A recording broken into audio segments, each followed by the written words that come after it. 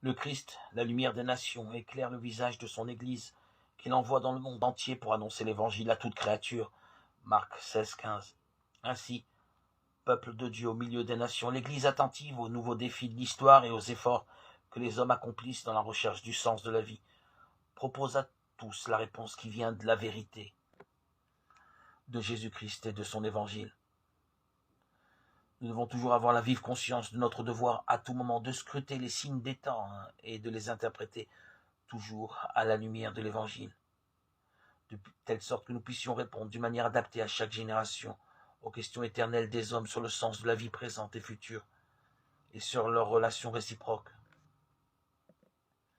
La question morale rejoint toujours en profondeur tout homme et implique tous les hommes, même ceux qui ne connaissent ni le Christ et son Évangile, ni même Dieu. Le chemin de la vie morale, la voie du salut est ouverte à tous.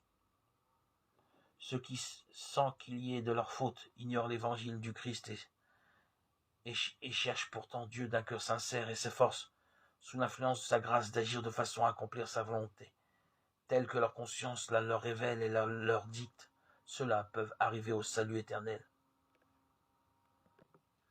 À ceux-là même qui, sans faute de leur part, ne sont pas encore parvenus à une connaissance expresse de Dieu, mais travaillent, non sans la grâce divine, à avoir une vie droite.